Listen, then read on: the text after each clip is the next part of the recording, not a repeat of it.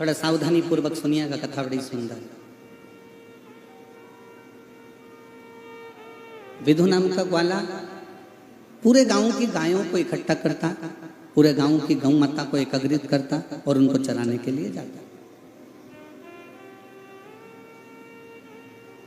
और जब चराने के लिए जाता गायों को, गौ चराने के लिए जब पहाड़ पर्वत पर जंगल में पहुंच जाता, जंगल में पहाड़ पर्वत पर पहुंचने के बाद वो एक जगह पर बैठ जाता और गाय उस जंगल में उस पर्वत पर चरती रहती।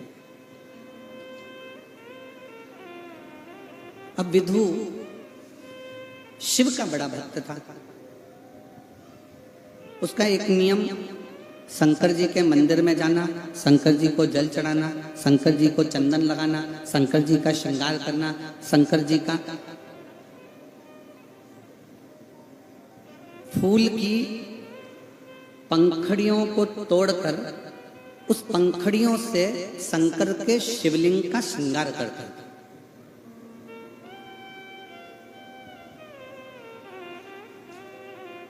आप में से कितने लोग हैं जो किसी मंदिर में जाकर शंकर जी का श्रृंगार करते हो? बहुत सारे बैठे हैं। बहुत बहुत नमन, आपको प्रणाम करता हूं, साधुवाद आपका। विधु का नियम था, फूल की पंखड़ी तोड़ता और उस पंखड़ी को तोड़कर शंकर के शिवलिंग का श्रृंगार करता।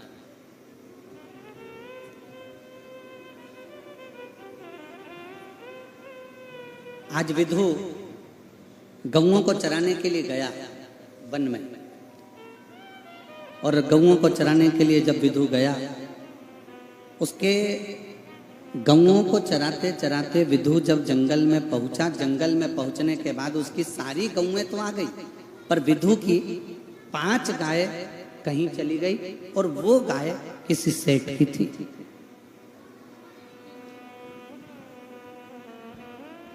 किसी सेठ की थी और बड़ी चिंता व्याप्त।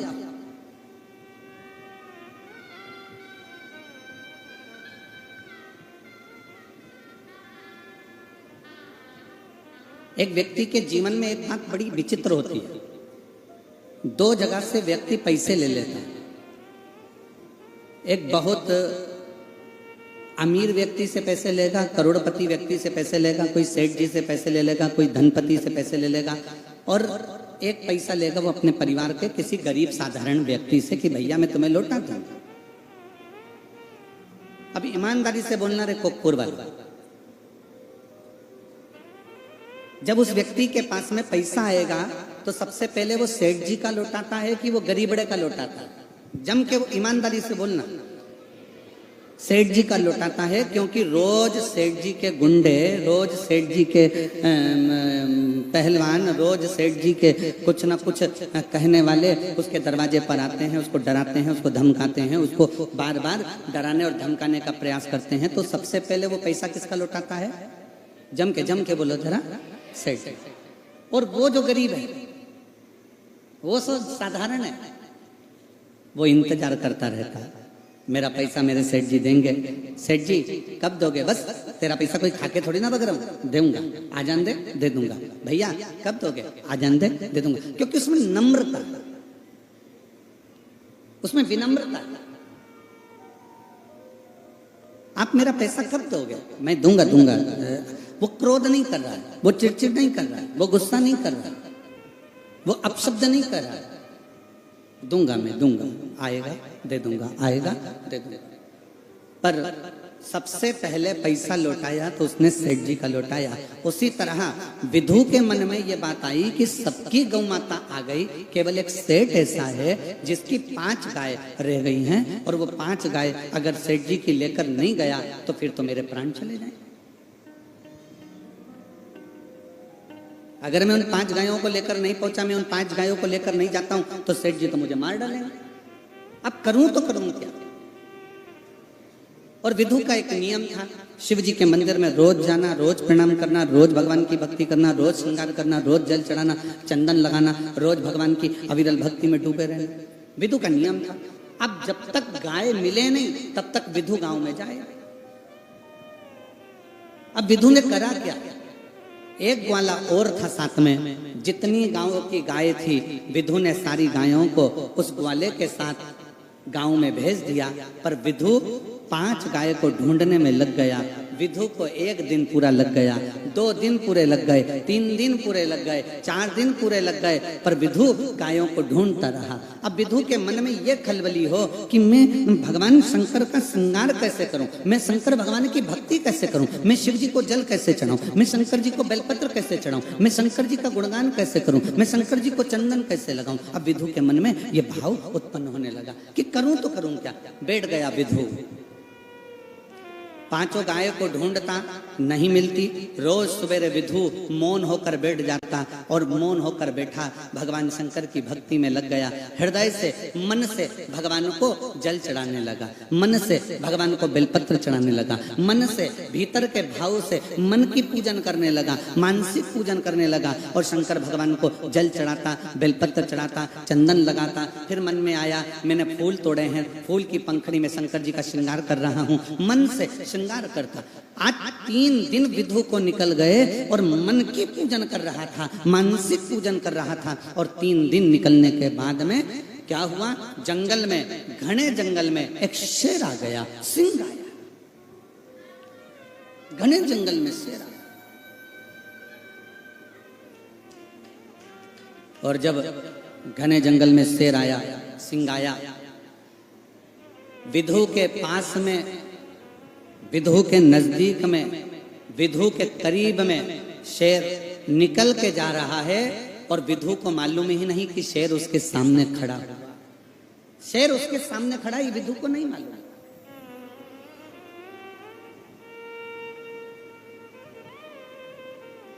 शेर उसके सम्मुख में है, ये विधु को नहीं मालूम। शेर उसकी साक्षी में है, ये विधु को नहीं मालूम। बस विधु को नहीं मालूम कि शेर मेरे पास में है। विधु तो मानसिक पूजन कर रहा था, मानसिक पूजन में लगा हुआ था और शेर पास में आ गया। शेर आया, विधु मन में सोचने लगा मैंने बाबा तुम्हारा श्रृंगार कर दिया, बाबा मैंने तुम्हें जल चढ़ा दिया, पर बाबा मेरी 5 गाय अभी तक नहीं मिली, अभी तक मुझे प्राप्त नहीं हुई।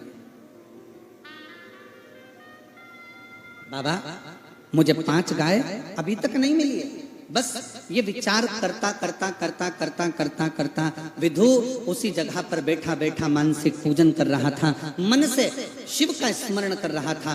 शेर आ भी गया और शेर बाजू में से निकलकर, पास में से निकलकर एक हिंसक सिंह जब सम्मुख में आया तो एक हिरण का शिकार कर कर चले गया और विधु बैठा की बैठा ही रहा। शिव महापुराण की कथा कहती है, भगवान शंकर का चरित्र कहता है, शिव तत्व कहता है, शंकर की पवित्र कथा कहती है। शिव महापुराण की पवित्र कथा कह रही है कि जब मन की पवित्रता हो जाती है, शिव महापुराण की कथा कहती है जब मन पवित्र हो जाता है, मन की पवित्रता हो जाती है, मन पवित्रता की ओर हो जाता है, तो चाहे दुनिया का कितना भी बड़ा संकट तुम्हारे सामने आकर खड़ा हो, वो संकट अपने आप टल जाता है। ये शिव महापुराण की कथा। शरीर की पवित्रता परमात्मा नहीं देखता है, पर मन की पवित्रता परमात्मा देखता। मन की पवित्रता। और मैंने तेरे ही भरोसे बाबा, तेरे ही भरोसे हवा बिच उड़ती जावांगी, बाबा डोर तो छड़ी ना मैं कटी जावांगी, भोले मैं तेरी पतंग, शंभो मैं तेरी पतंग, हवा बिच उड़ती जावांगी, बाबा डोर तो छड़ी ना मैं कटी। शिव पुराण कहती है, भगवान शंकर का चरित्र कहता है कि अपने मन की पवित्रता को बढ़ाइए, अपने मन की पवित्रता को श्रेष्ठ बनाने का प्रयास करिए, मन की पवित्रता को मूल बनाने का प्रयास करिए। शरीर की पवित्रता से परमात्मा नहीं रिश्ता, पर मन की पवित्रता से परमात्मा रीझ जाता है। मूल है मन की पवित्रता।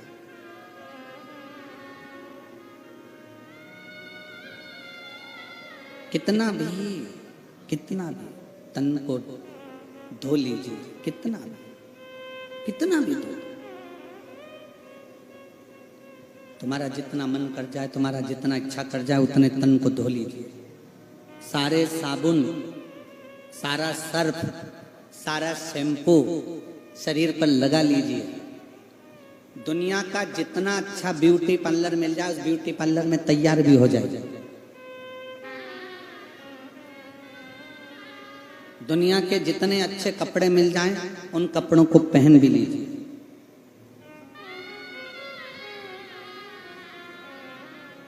दुनिया के जितने अच्छे जेवर मिल जाएं, ज्वेलरी मिल जाए, उन ज्वेलरी को भी पहन लीजिए।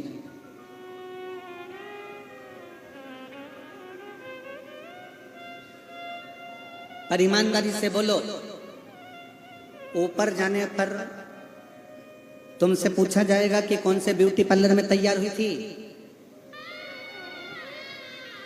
कांकेर में, कोकपुर में, भिलाई में, दुर्ग में, रायपुर में, सीहोर में, भोपाल में, कौन से ब्यूटी पार्लर में तैयार हुई थी? ऊपर नहीं पूछा जाएगा। ऊपर यह भी नहीं पूछा जाएगा कि तुम्हारे पास में कौन कौन सी ज्वेलरी है, कौन कौन से आभूषण है, कौन कौन से जेवर तुम्हारे पास में है। ऊपर यह भी नहीं पूछा जाएगा। तुम कितने अच्छे कपड़े पहने हो, कौन सी क्वालिटी के पहने हो, कौन सी ब्रांड के पहने हो, यह भी ऊपर नहीं पूछा जाएगा। परशु महापुराण की कथा कहती है, ऊपर यह भी नहीं पूछा जाएगा कि तू कितना रोया और कितना हंसा। ऊपर यह भी नहीं पूछा जाएगा कि तूने कितना कितना धन कमाया और कितना धन गमाया। पर ऊपर यह जरूर पूछा जाएगा कि मैंने तुझे मनुष्य का शरीर दिया था, तूने पृथ्वी पर जाकर कौन सा अच्छा कर्म करा जिसके बल पर तू परमात्मा के दरवाजे पर खड़ा हो गया। यह जरूर पूछा।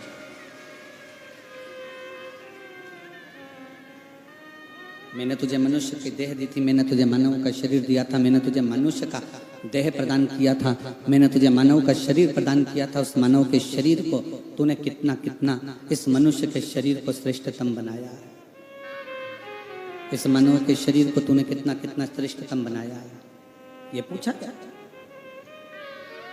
फिर निवेदन है कि मत बुरे कर्म कर बंदे, वरना पछताएगा।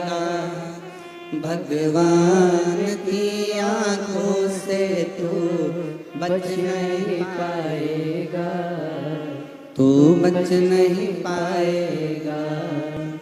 अरे ओ अज्ञानी मत कर नादानी, अरे ओ अज्ञानी मत कर नादानी।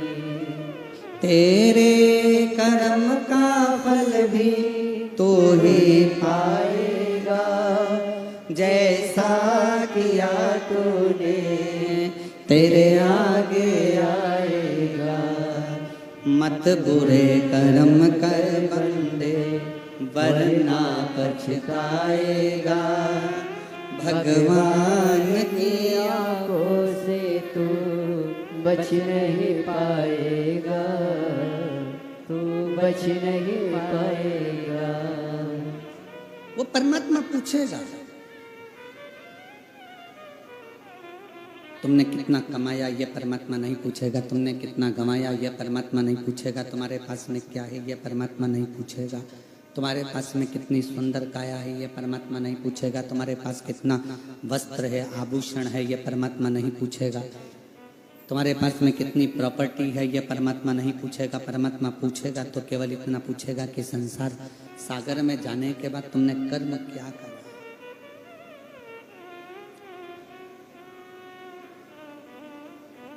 इस पृथ्वी पर आए, तुमने अपनी जिंदगी कैसे जी।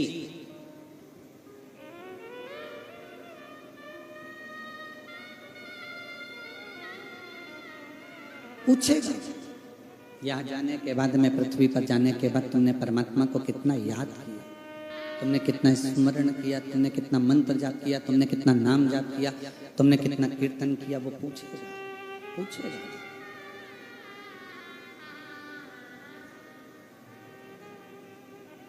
शिव महापुराण की कथा कहती है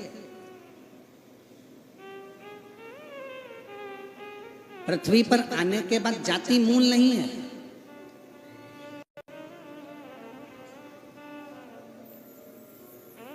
ये जातियों में विभाजन तो आज की राजनीति ने कर दिया।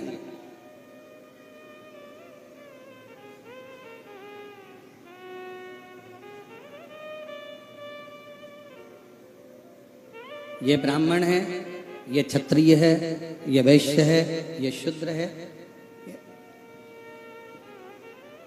आज की राजनीति ने सबको बांट दिया।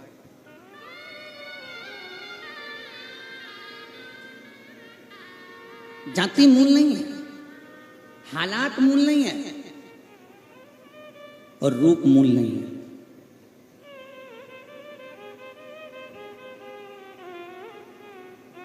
सबसे ज्यादा अगर कुछ मूल है तो वो आपका स्वभाव। कोई बहुत बड़ा अच्छी जात में जन्म भी ले ले और बहुत अच्छी जात में जन्म लेने के बाद भी वो दिन रात गालियां देवे, अपशब्द कहवे, तो फिर वो उसका कोई मूलता नहीं। जाति मूल नहीं है, आपका स्वभाव मूल है। अगर जाति मूल होती तो मेरे भगवान राम केवट के साथ नाव पार ना करते। शिव महापुराण की कथा कहती है हालात मूल नहीं है। अगर हालात मूल होते तो मेरे भगवान कृष्ण सुदामा के चरण नहीं धोते। शिव महापुराण की कथा कहती है रूप मूल नहीं है। अगर रूप मूल होता तो मेरी जगत जननी माता पार्वती भगवान शंकर से विवाह नहीं करती। मृत्यु लोक में, संसार सागर में, इस मृत्यु लोक में, इस संसार सागर में जाति मूल नहीं, तुम्हारा हालात मूल नहीं, संसार सागर में तुम्हारी रूप, तुम्हारी सुंदरता मूल नहीं। इस संसार सागर में सबसे ज्यादा मूल है आपका स्वभाव। अगर आपका स्वभाव अच्छा है तो आप दुनिया में सबसे श्रेष्ठ हैं। आपका स्वभाव।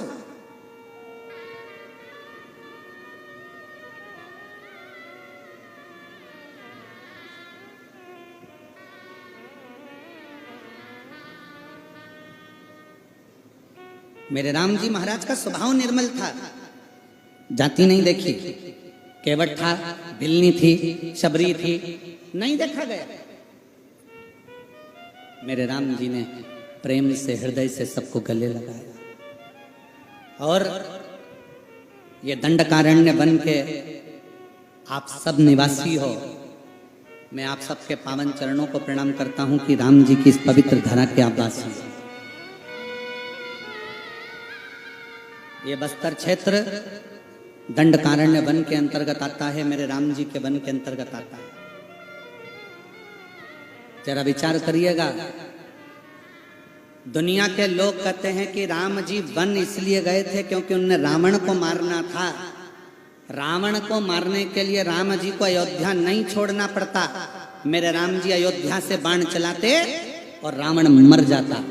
पर मेरे राम जी 14 वर्ष तक वन में इसलिए घूमे हैं क्योंकि आप जैसे सीधे साधे भोले भाले भक्त जिस जंगल में रहते हैं उनको मिलना मेरे राम जी को जरूरी है।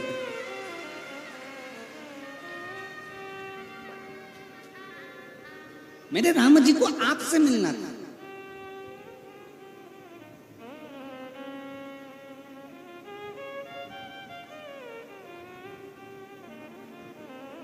मेरे राम जी रावण के लिए जंगल में नहीं आए, मेरे राम जी आप और हमारे लिए इस वन में आए। ये दंडकारण्य वन के अंतर्गत मेरे राम जी अगर निकलकर अवधपुरी के लिए जा रहे हैं, इस दंडकारण्य वन में से निकलकर अगर मेरे राम जी कहीं निकल कर जा रहे हैं, तो ये यहाँ निवास करने वाले, यहाँ रहने वाले, इस वन क्षेत्र में रहने वाले कोल भील के लिए, इस वन क्षेत्र में रहने वाले रहवासियों के लिए, इस वन क्षेत्र में रहने वाले निवासियों के लिए मेरे राम जी वन के लिए।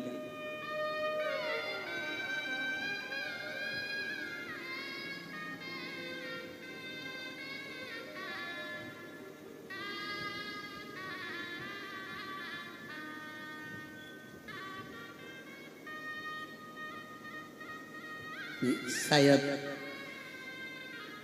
और एक बात आज इस कांकेर कोकपुर की भूमि पर कहना चाहेंगे।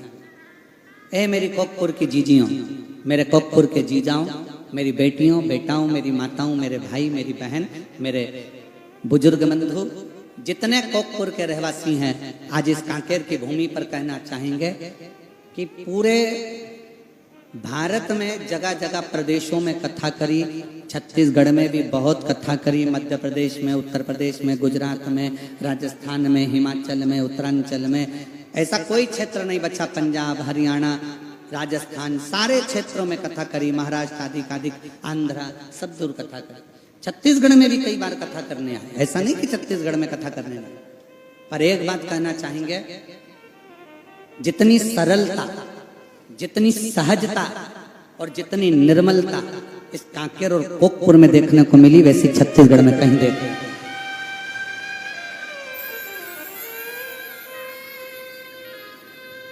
जो सहजता, जो सरलता, जो निर्मलता इस कोकपुर में, इस कांकेर क्षेत्र में देखने को मिली, वो पूरे छत्तीसगढ़ में देखने को नहीं मिली। पूरे छत्तीसगढ़ में इतनी सरलता इस कांकेर क्षेत्रवासियों में है, इतनी सरल,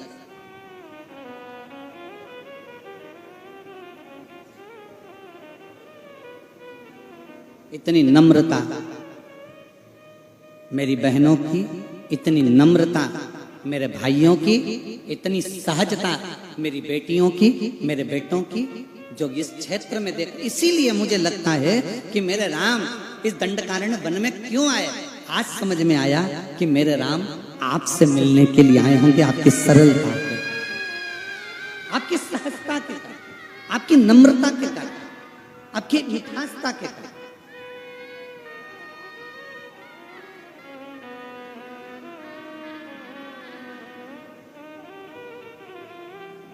और आज फिर एक और बात कहना चाहूंगा। कई लोग कह रहे थे गुरुजी हमारे इस कांकेर क्षेत्र में, कोकपुर साइड में बहुत भालू हैं, बहुत चीता भी हैं, टाइगर भी है, ये भी है, हाथी भी है, वो भी है, खूब है गुरुजी। तो आज मन में भाव आया कि देखो इन जीव जानवरों को अगर रायपुर भेज दिया जाए तो लोग इनको निपटा दें, लोग इनको मार दें। पर वो जानवर भी, वो जीव जंतु भी इस कांकेर में, इस कोकपुर में अपने आप को सुरक्षित महसूस करते हैं कि यहां हम सुरक्षित हैं, यहां हम सुरक्षित हैं, ये हमारी सुरक्षा है। क्योंकि यहां की सहजता, सरलता, निर्मलता बहुत है। और मुझे लगता है कि ये जो जंगल में रहने वाले भीलवासी हैं या आदिवासी हैं या अन्य हैं, मैं कहता हूं आप जिस शंकर भगवान की बूढ़ा महादेव की पूजन करते हो ना, आप जो बूढ़ा महादेव को मानते हो ना, आप बूढ़ा देव को मानते हो ना, ये बूढ़ा देव कोई दूसरा नहीं, मेरा शंकर, मेरा महादेव है। उसी महादेव की कृपा पूरे भील आदिवासियों पर, पूरे वन क्षेत्र के निवासियों पर बूढ़ा महादेव की, बूढ़ा देव की कृपा है पूरे क्षेत्र को। ये शिव की उदाहरण, ये शंकर की, इसीलिए महादेव नमन चरणों में स्वीकार कीजिए, सबका किया है मेरा भी उद्धार कीजिए, उद्धार कीजिए। इस लाइन को सब बोलेंगे एक बार। महादेव चरण, महादेव नमन चरणों में, सब बोलो, आपकी आवाज यहां तक पहुंचना चाहिए। महादेव नमन चरणों में स्वीकार कीजिए, सबका किया है मेरा भी उद्धार कीजिए, उद्धार कीजिए।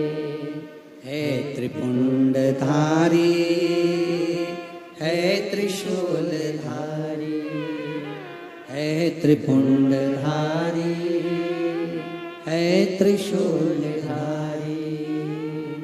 चरणों में तेरे बाबा जी पावन है चारों धाम। चरणों में तेरे बाबा जी पावन है चारों धाम। तेरी देव करते वंदना तुम्हें पूजते हैं राम। तेरी देव करते वंदना तुम्हें पूजते हैं राम। सबका किया है मेरा भी, सबका किया है मेरा भी, उद्धार कीजिए। सबका किया है मेरा भी, उद्धार कीजिए, उद्धार कीजिए। महादेव नमन चरणों में, महादेव नमन चरणों में स्वीकार कीजिए। सबका किया है मेरा भी, उद्धार कीजिए, उद्धार कीजिए। आप दिल से बाबा को जब नमन करते हो, आप दिल से बाबा को प्रणाम करते हो, आप दिल से बाबा को विनय करते हो, बाबा उसको स्वीकार करता है। स्वीकार। शिव को क्या चाहिए? शंकर को क्या चाहिए? शिव क्या मांगते हैं तुमसे? शिव क्या पाना चाहते हैं तुमसे? शिव क्या लेना चाहते हैं तुमसे? केवल जाति मूल नहीं, हालात मूल नहीं, और रूप मूल नहीं, मूल है तुम्हारा स्वभाव। सबसे मूल है आपका स्वभाव। एक बात बताओ, नमक में चींटी होती है क्या? जम के तो बोलो जरा। नहीं। शक्कर में होती है। शक्कर छुपा के रख दो, चींटी आएगी कि नहीं आएगी? गुड़ को छुपा के रख दो, चींटी आएगी कि नहीं आएगी? कांकेर वालों से छुपा के कोकपुर में कथा हो रही थी। जब हम यहाँ पर कथा करने आ रहे थे ना, एयरपोर्ट पर जब उतरे तो वहां पर कुछ लोगों ने पूछा कथा कहाँ पर है? हमने कहा कोकपुर में। कहे कोकपुर कहाँ है? हमने कहा कांकेर में। क्या कांकेर? हमने कहा छत्तीसगढ़ में। अच्छा, बस्तर क्षेत्र में? हमने कहा। अच्छा, जम के बोला वो, बस्तर क्षेत्र में। हमने कहा वो कहा वहां शिव भक्त हैं कथा सुनने वाले? हमने कहा अभी तो हम खुद ही नहीं गए, हम जब जाएंगे तब मालूम पड़ेगा कि है कि नहीं है। और आज मैं टीवी चैनल के माध्यम से, आस्था चैनल के माध्यम से, फेसबुक यूट्यूब के माध्यम से कहना चाहूंगा कि इस जंगल के क्षेत्र में भी लाखों शिव भक्त इन पंडालों में भरे पड़े हुए, लाखों शिव।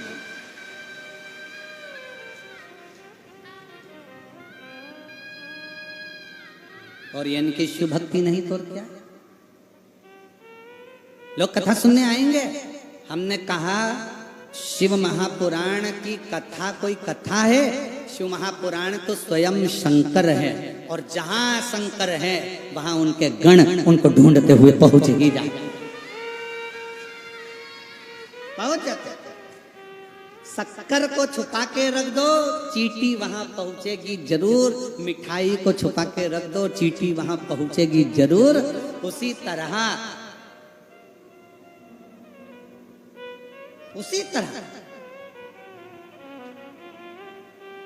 जैसे एक बछड़े को गाय चराने वाला अपने घर पर छोड़कर चले जाए और गाय को लेकर जंगल में चले जाए, और गाय जंगल में जाए और गाय को वहां छोड़ दिया जाए, गाय अपने बछड़े को ढूंढती ढूंढती ढूंढती ढूंढती उस गांव तक, उस घर तक पहुंच जाती है। उसी तरह शिव महापुराण के जो भक्त होते हैं वो शंकर को ढूंढते ढूंढते शिव महापुराण तक पहुंच ही जाए, पहुंच जाए। अब जरा विचार करिएगा, आप शंकर भगवान को ढूंढते ढूंढते कोकपुर तक आए हो, तो भोलेनाथ भी तो तुम्हें ढूंढते ढूंढते काकेर तक आएंगे। ये है कहाँ? कहाँ गई बिमलाबाई, कमलाबाई, राम किशन, भानु प्रताप कहाँ है? कथा सुनी थी कोकपुर में बैठकर, शिव महापुराण की कथा का श्रवण किया था। जैन साहब कथा कराए, सारे शिव भक्तों ने श्रवण करा। किसी ने बिस्कुट खिलाया, किसी ने टॉफी खिलाई, किसी ने पानी पिलाया, किसी ने भोजन कराया। सब ने एक एक अन्न का दाना भी लाकर दान दिया है। कहीं ना कहीं मुख झूठा कराया है। मेरा शंकर भी ढूंढते ढूंढते तुम्हारे दरवाजे पर लक्ष्मी को लेकर पहुंच जाएगा, पार्वती को लेकर पहुंच जाएगा। बोल बम का नारा है। इतना धीमा बोलोगे तो कल्याण तुम्हारा। जम के जरा बोल बम का नारा है। सारी समस्या का हल। कोई लेट बनता है, कोई जल्दी बनता है। शंकर को जल चढ़ाने वाला एक दिन से जरूर बनता। शिव तत्व को जाना, शंकर को।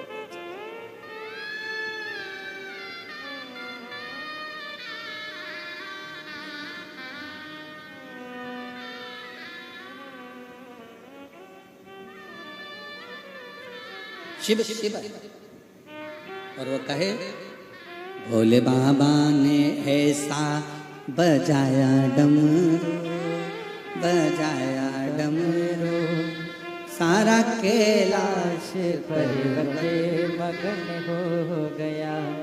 भोले बाबा ने ऐसा बजाया डमरू, हाँ बजाया डमरू, सारा कैलाश पर्वत मगन हो गया। सारा कैलाश पर्वत मगन हो गया। सारा कैलाश पर्वत मगन हो गया। सारा कैलाश पर्वत मगन हो गया। सारा कैलाश पर्वत मगन हो गया। मेरे बाबा ने ऐसा बजाया डमरू, बजाया डमरू, सारा कैलाश शंभो।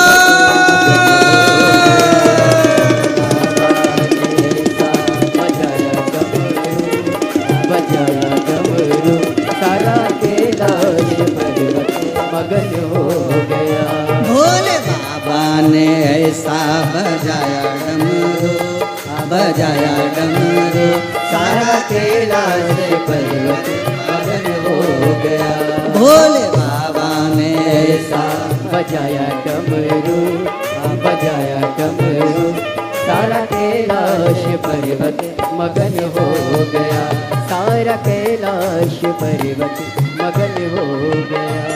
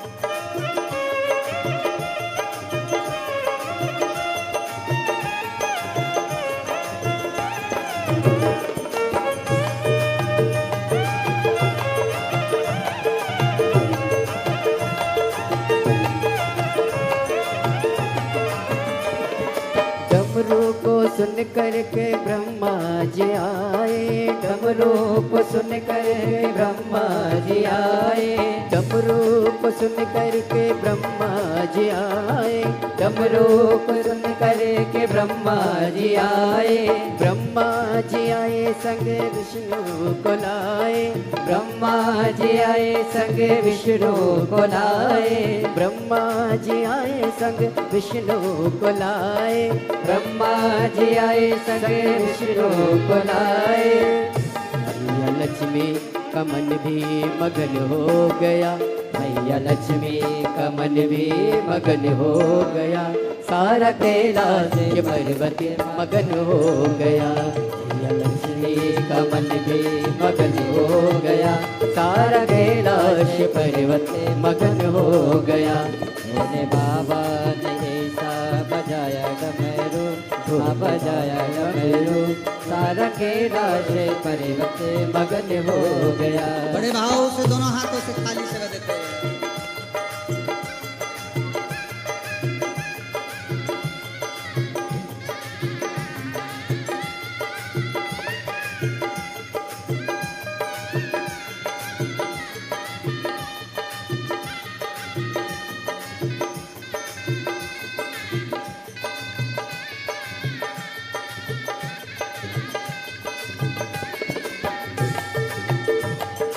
जय हो।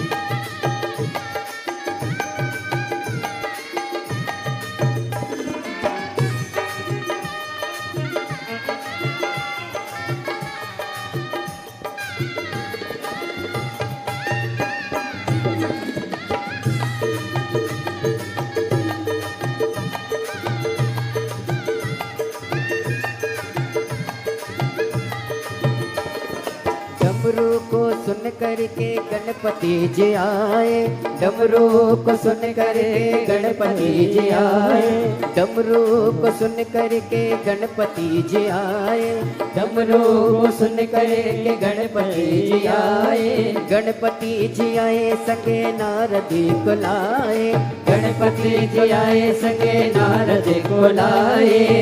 वहाँ अम्बे का मन भी मगन हो गया, वहाँ अम्बे का मन भी मगन हो गया, सारा कैलाश पर्वत मगन हो गया, सारा कैलाश पर्वत मगन हो गया।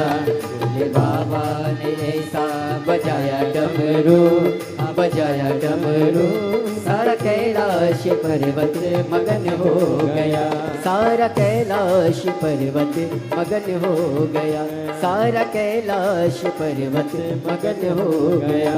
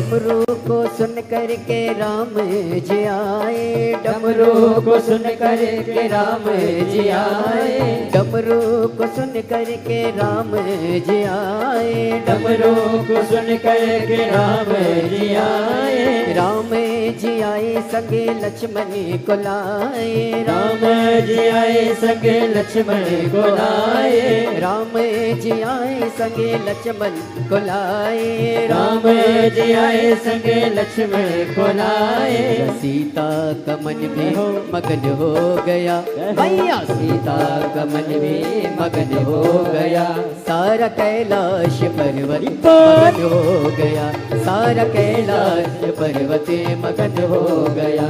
भोले बाबा ने ऐसा बजाया डमरू, बजाया डमरू, सारा कैलाश पर्वत मगन हो गया। भोले बाबा ने सारा कैलाश पर्वत मगन हो गया। मेरे बाबा ने ऐसा बजाया डमरू, बजाया डमरू, सारा कैलाश पर्वत मगन हो गया, सारा कैलाश पर्वत मगन हो गया, सारा कैलाश पर्वत मगन हो गया, सारा कैलाश पर्वत मगन हो महादेव। अपने स्थान पर बैठकर भगवान देवाधिदेव महादेव से अपने मन का भाव दिल से बाबा को प्रार्थना करेंगे, हृदय से बाबा को कहेंगे। जहाँ जगह मिले वहाँ बैठकर शिव जी को हृदय से मन से बाबा को प्रार्थना करें। साथ में बोलिएगा और श्री शिवाय नमस्तुभ्यम बोलने के बाद में सब दुख काटो के बोलने के बाद में जब 2 मिनट का मौन जब रहता है उस समय पर अपने हृदय से शिव जी को अपने मन की बात जरूर कहा। दिल से बाबा को प्रार्थना करेंगे, दिल से विनय करेंगे। आप और हम साथ में बोलेंगे।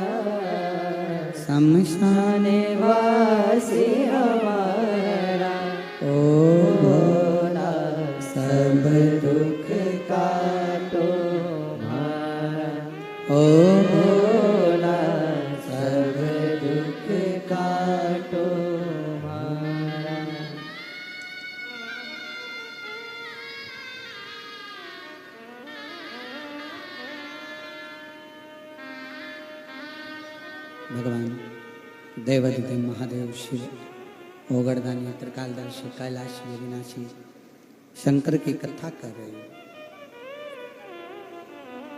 शिव आपके हृदय की पवित्रता देखते हैं। शरीर की पवित्रता से नहीं, मन की पवित्रता से शंकर को पाया जा सकता है। मन की पवित्रता से।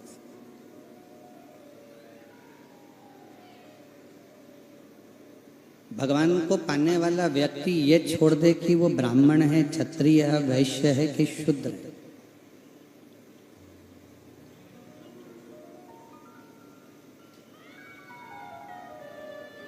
शिव महापुराण की कथा दो चीज कहती है, एक भजन सामूहिक हो, एक भोजन सामूहिक।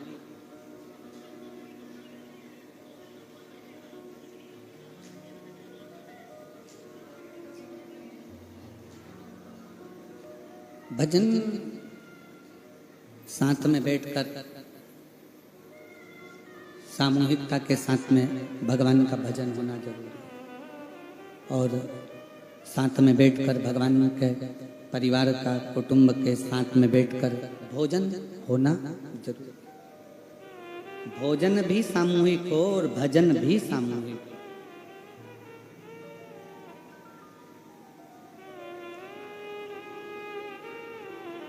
तुम्हारे पास में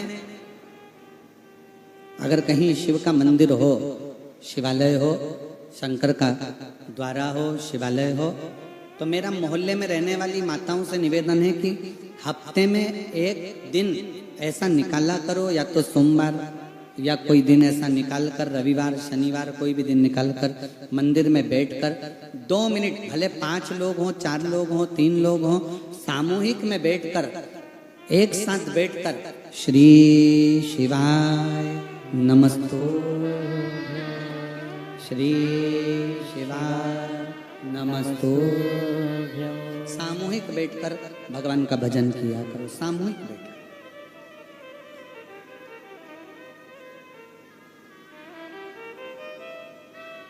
और हफ्ते 2 हफ्ते में, महीने भर में एक दिन ऐसा बनाओ, अगर मेरा भोलेनाथ तुम्हारी नहीं सुन रहा है तो 1 लोटा जल, 1 दुर्वा और 1 बेलपत्र, ये 3 चीजें लेकर जाओ। क्या क्या ले जाना है, जम के बोलो जरा। 1 लोटा जल, 1 जम के दुर्वा और 1 बेलपत्र, 3 चीजें लेकर जाओ। और 3 चीजों को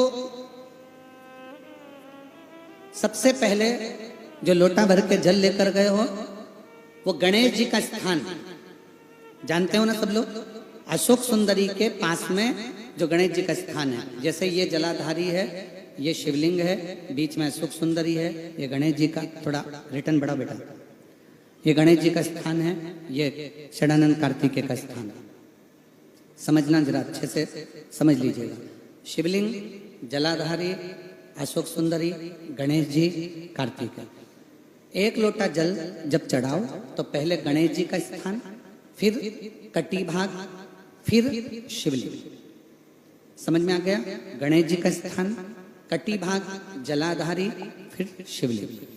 दुर्वा गणेश जी के स्थान पर समर्पित कर दो, और बेलपत्री अशोक सुंदरी वाली जगह पर समर्पित कर दो।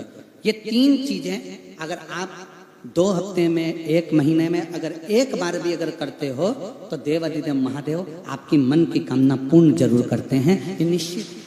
उसका एक पत्र इसका आया है, बड़ा सुंदर है, देखिए।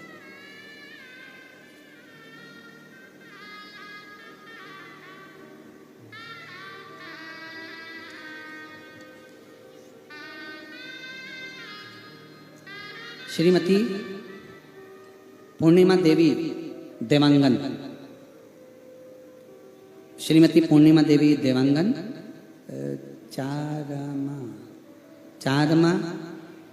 चारमा ही है ना, चारमा जिला कांकेर, छत्तीसगढ़ की रहवासी हैं। कहीं बैठी हो तो हाथ हिला सकती हैं। श्रीमती पूर्णिमा देवी देवांगन आई हैं, आ जाइए, बेलपत्र ले जाना, आ जाए। चारमा जिला कांकेर, छत्तीसगढ़ से हूँ। मैं बहुत पीड़ित थी गुरुजी, मैं क्या वर्णन करूं। 2022, 2023, 2024 मुझे ऐसी बीमारी हो गई कि मैं बहुत डर गई। मेरी किडनी में सूजन हो गई, मेरी किडनी खराब हो गई, जिसका मैं इलाज करवाती रही। रायपुर, धमतरी, बहुत इधर उधर भटकती रही, पर डॉक्टरों ने मुझे डायलिसिस पर डाला। डॉक्टरों ने कह दिया कि डायलिसिस करना पड़ेगा। अब मेरी किडनी काम नहीं कर रही है, दोनों किडनियों ने काम करना बंद कर दिया। डॉक्टर मुझे डायलिसिस के लिए बोल दिया। मैं घबरा गया।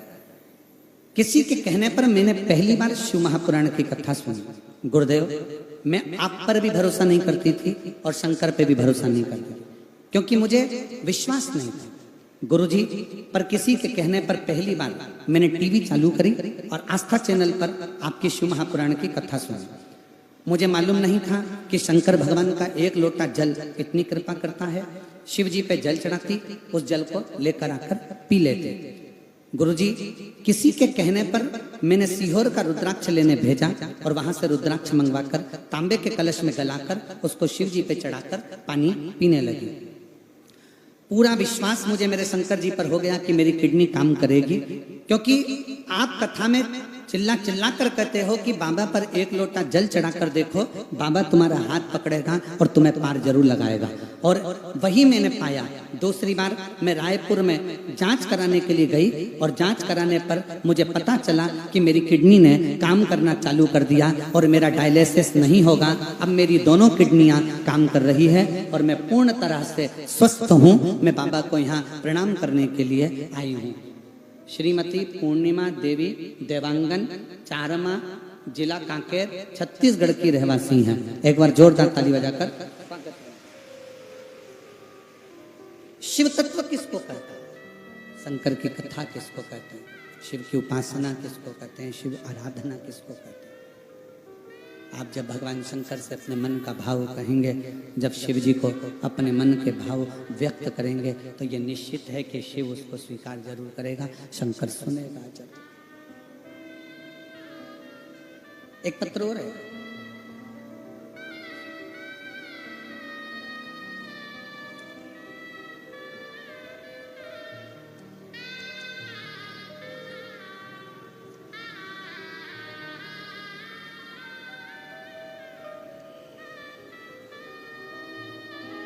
मैं दिशा दीपक साहू, अन्नपूर्णा, पारा, कांकेर, छत्तीसगढ़।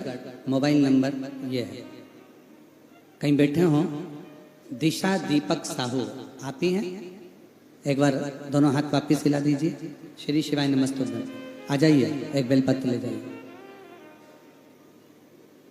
मैं दिशा दीपक साहू, अन्नपूर्णा, पारा, कांकेर, छत्तीसगढ़। मेरा मोबाइल नंबर यह है। महाराज जी, शिव महापुराण के बारे में क्या लिखूं? जितना भी लिखूं कम है। जितना दिया बाबा मुझको उतनी मेरी औकात नहीं है। महाराज जी, हम लोग पहली बार शिव महापुराण कथा 14-15 साल पहले टीवी के माध्यम से नांदेड़, महाराष्ट्र से जो आपकी कथा आई थी उसको सुनी थी। 14 साल पहले आपने जो नांदेड़ में कथा करी थी उसको श्रवण किया। पशुपतिनाथ का व्रत, शिव महापुराण कथा स्थल और एक लोटा जल की महिमा का वर्णन मैं कह नहीं सकती। सियोर वाले महाराज जी की कथा में लाखों भक्तों की भीड़ होती है। इस डर से हम लोग कभी कथा के पंडाल तक नहीं गए थे। क्यों? क्योंकि आपकी कथा में भीड़ इतनी होती है कि जाने का मन भी करता है, पर भीड़ को देखकर नहीं जा सकता। फिर एक दिन शिव भक्त रेणु हेमंत जी के घर आकर बताए कि कथा पंडाल में जाकर सच्चे मन से जो मांगो वो पूरा होता है। कथा के पंडाल में अगर पहुंच गए और जो तुमने मांगा वो तुम्हें मिलेगा। हमने भी विचार करा कि अब तो कितनी भी भीड़ हो, पर एक बार कथा के पंडाल में जरूर जाएंगे। हम कथा सुनने कुरुद पंडाल में गए, शिव भगवान से विनती करी।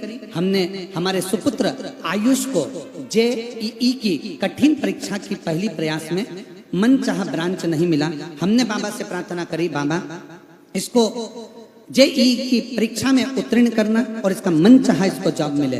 बाबा की कृपा से मेरे बेटे से मैंने कहा कि तू हिम्मत मत हार, कड़ी मेहनत कर। सियोर वाला गुरु जी कहता है कि 4 गुना मेहनत करो, सफलता अवश्य मिलेगी। मेरे बेटे ने 12-13 घंटे पढ़ाई करी और बाबा की कृपा से आज मेरा बेटा जेईई में राष्ट्रीय औद्योगिक प्रस्थान बीटेक आईईटी ब्रांच में चयनित हो गया। मैं बाबा को यहाँ पर प्रणाम करने के लिए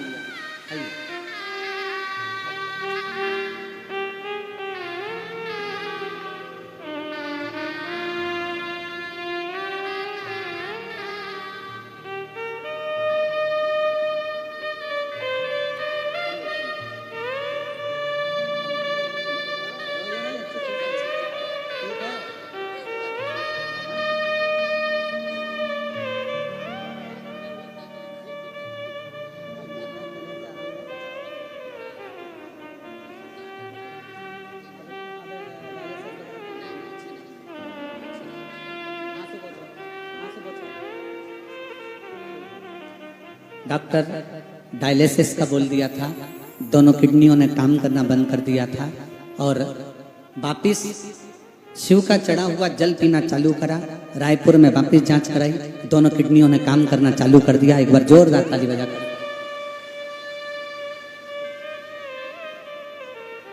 शिव कथा, शिव महापुराण की कथा कहती है आपका विश्वास सबसे मूल, सबसे ज्यादा मूल है आपका भरोसा, आपका विश्वास, आपकी दृढ़ता।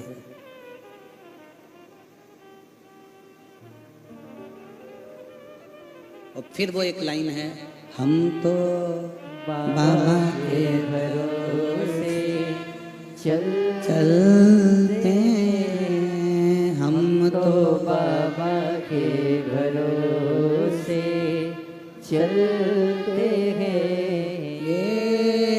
दुनिया वाले जलते हैं, ये दुनिया वाले जलते हैं, हम तो बाबा के भरोसे चलते हैं। डोले बाबा के भरोसे चलते हैं। एक बार जोरदार ताली बजाकर बधाई दीजिएगा। राष्ट्रीय औद्योगिक संस्थान बीटेक आईटी ब्रांच में बेटा चयनित हुआ है। बहुत बहुत बधाई। एक बार जोरदार ताली बजाइए साधु का। हिम्मत ना हार। शिव महापुराण की कथा कहती है कि अपना विश्वास, अपनी दृढ़ता पूर्ण रखिए, पूर्ण।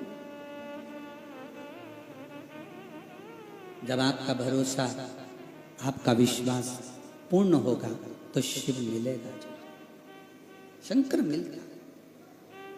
वो बहन जो आंख से आंसू बहा रही, वो कहती है कि डॉक्टर ने कह दिया था कि किडनी या तो ट्रांसप्लांट करो या डायलिसिस करो, पर शिव का करा गया भरोसा कभी टूटता नहीं, कभी नहीं।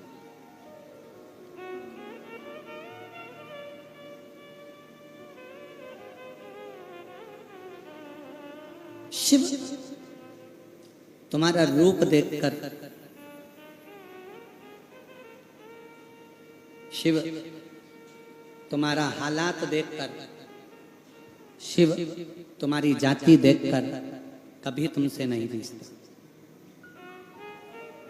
कोई महाविद्वान, एक कथा आती है,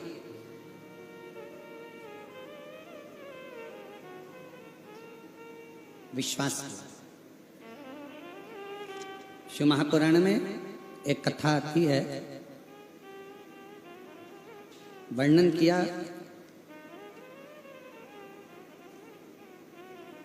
काशी में, काशी के पास में एक पनिहारा रहता था जिसका नाम था भुज। पनिहारा का मतलब मालूम है ना आपको? जम के बोलो जरा, पनिहारा का मतलब मालूम है? पनिहारा का मतलब है कि कंधे पर डंडा बांधता, 2 पानी के डब्बे कावड़ जैसा बांधता और सबके घर घर का पानी भरता। अब इधर छत्तीसगढ़ में उसको क्या कहते हैं हमको नहीं मालूम।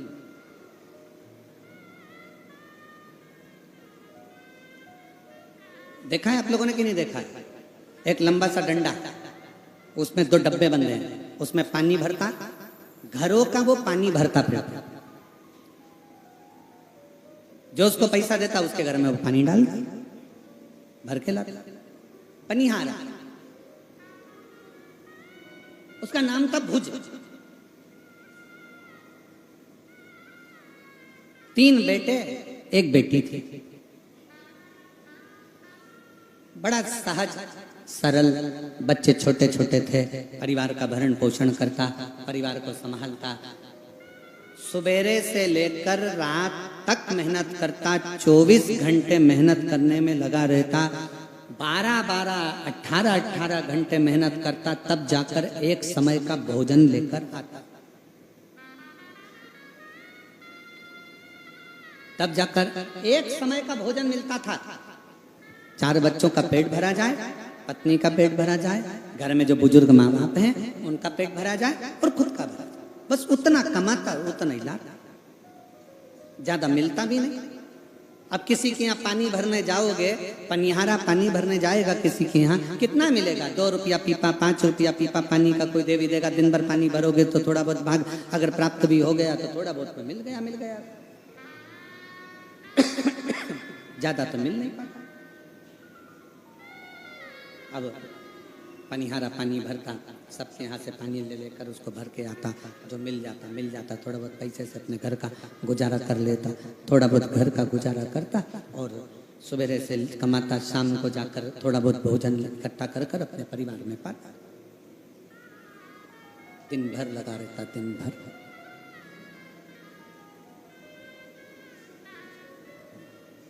भुज को मालूम पड़ा कि उसके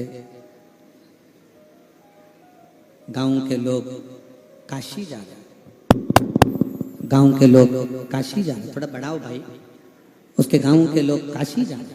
भुज को मालूम पड़ा, विचार करा कि मैं आज तक काशी नहीं गया, भले मेरे नजदीक में काशी है पर मैं नहीं गया क्योंकि मेरे पास में इतना धन ही नहीं है कि मैं जा सकता।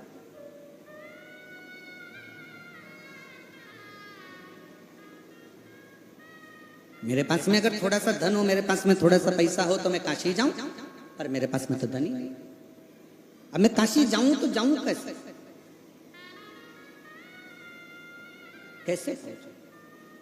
और महाराज, कोई जाए जो काशी में मेरा पैगाम ले जाना, कोई जाए जो काशी में मेरा पैगाम ले जाना, ये कहना डमरू वाले से तुम्हारी याद आती है, ये कहना डमरू वाले से तुम्हारी याद आती है, मैं खुद तो आ नहीं सकता, मेरा पैगाम ले जाना, कोई जाए जो काशी में मेरा पैगाम ले जाना।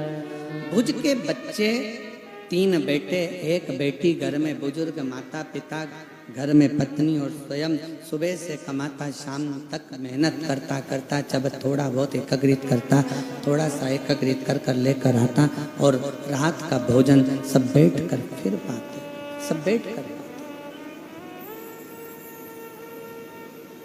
एक दिन मालूम पड़ा कि पूरा क्षेत्र के लोग काशी जा रहे हैं पर मेरे पास जाने के लिए कोई साधन नहीं, मैं कैसे जाऊं? मेरा भी मन करता है कि मैं काशी जाऊं, मेरा भी दिल करता है कि मैं काशी पहुंचूं, पर मेरे पास कुछ है ही नहीं, तो जाऊं कैसे, पहुंचूं कैसे, क्या करा, कैसे जाया जाए?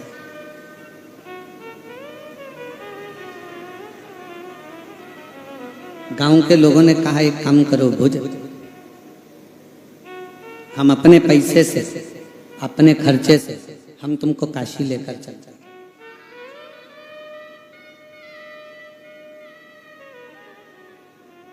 अपने पैसे से ले चलते हैं, अपने खर्चे से ले चलते हैं। आप चलो हमारे साथ।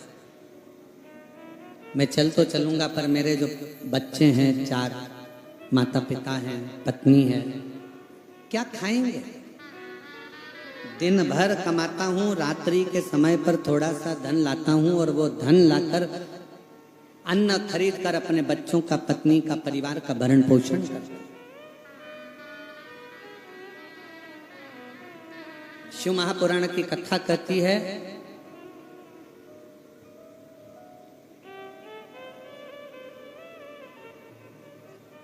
आप कथा में जाकर कथा की जगह संभालो, तुम्हारा घर भोलेनाथ संभालेंगे, शिव संभालेंगे।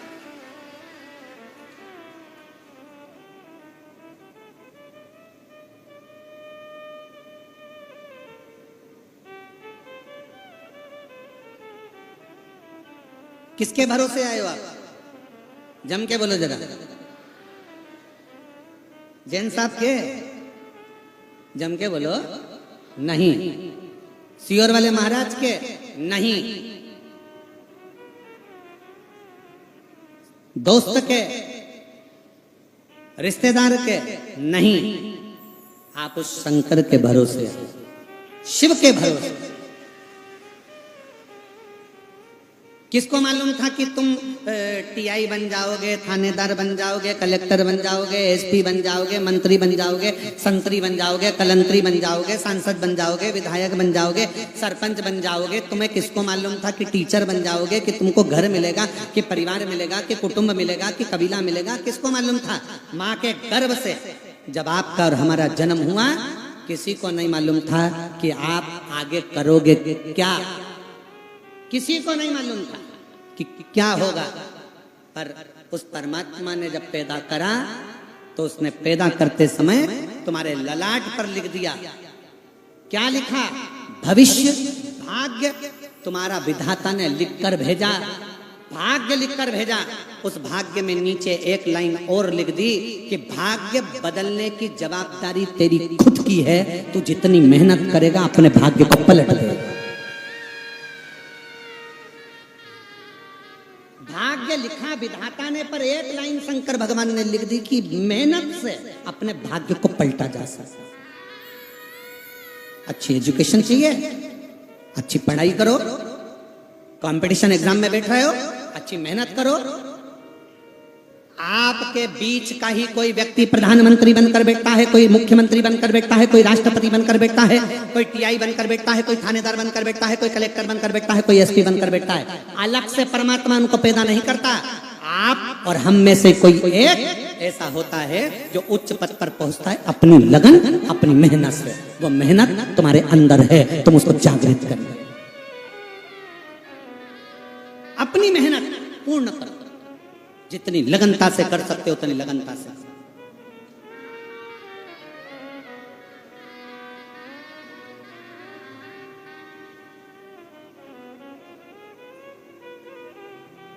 जैन साहब ने जब कथा ली, देव कुमार जी जैन सीहोर पहुंचे, कुबरेश्वर धाम। जब उन्होंने कथा ली तो वहां से कहा गया कि कोकपुर छोटा सा क्षेत्र है, कैसे व्यवस्था करोगे? एक काम करो, 5 दिन की कथा ले लो, 3 दिन की ले लो, 4 दिन की ले लो। पर मैं देव कुमार जी जैन जी को धन्यवाद देता हूँ, वो अपनी बात पर अटल रहे और उन्होंने कहा नहीं, हमको 7 दिन कथा। हमारा बाबा तो पूछा कथा कौन कराएगा? तो देव कुमार जैन जी, मैं आपकी इस बात के लिए धन्यवाद देता हूँ कि आपने कह दिया कथा स्वयं महादेव कराएंगे, और वो हुआ। कथा कौन कराता है, कौन करता है और कौन सुनता है? सियोर वाले महाराज की सामर्थ्यता नहीं है कि इस व्यासपीठ पर बैठकर एक शब्द बोल ले। आपकी सामर्थ्यता नहीं है कि आप एक जैसे सुबह 9 बजे, 10 बजे, 8 बजे आप आकर बैठते हो और शाम के 6 बजे तक कथा का इंतजार करते हो। एक जैसे बाथरूम के लिए नहीं जाते, जगह चली जाएगी। ज्यादा नहीं खाते क्योंकि जगह चली जाएगी। एक जैसे बैठकर जगह संभालते हो, एक जैसे बैठे रहते हो।